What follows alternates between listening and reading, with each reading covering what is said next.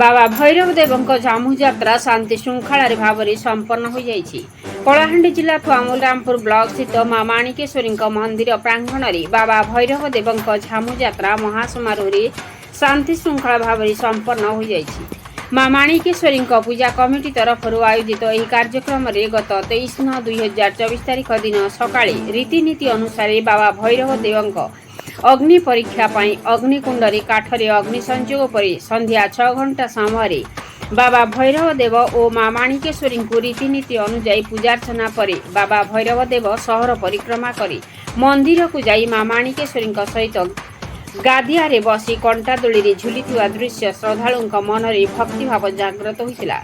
यापर बाबा भैरव देव अग्निकुंड अभिमुखे जाई सेठारे पूजा पाई हजार हजार श्रद्धालु उपस्थिति अग्निकुंडे प्रवेश करी पदचारण कर निज मंदिर को बाहुड़ी जाइथिले।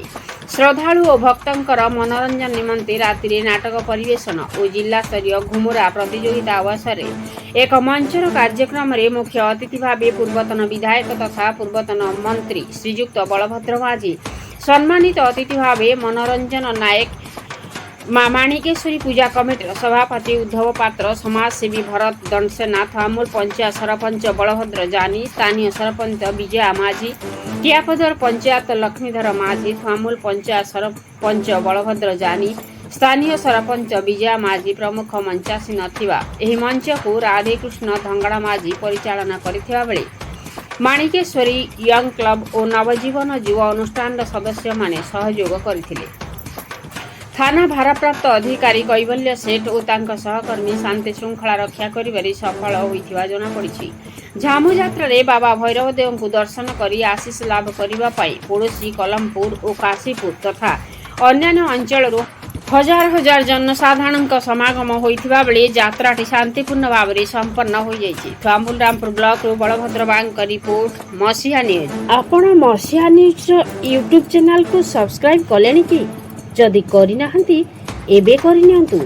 एहा सह मसीहा न्यूज रो फेसबुक पेज को और ट्विटर को फॉलो करंतु।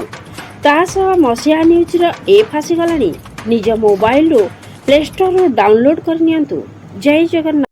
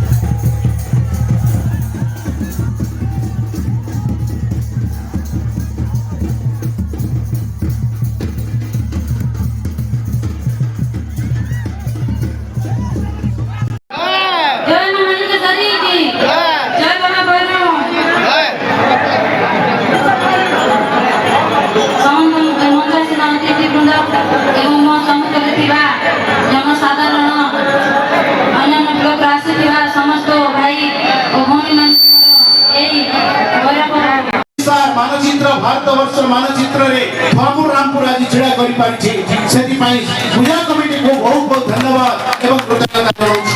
हम गाँव रे हमर आईनजीवी मनोज भाई अछंती तांको मध्य बहुत बहुत शुभेच्छा अभिनंदन जनाउछि। मो विशेष वक्तव्य देव पई चाहू नै। मो वंचित थिला पर्यंत मते जेते बेले चिन मुहूर्त रे मो हारू किबा जितु एमएलए थाउ किबा न थाउ आपना पाखरे छिड़ा आबी मो पदे कलेक्टर के किबा मुख्यमंत्री के गवर्नर के मो आपण मन पई काम करि पारबी एति मो आपण मन को वचन दे के जाउछि। मां माणिकेश्वरी पाखरे प्रार्थना आवतरे करूछि आपण मन का समस्त मंगल हो। धन्यवाद, नमस्कार, जय।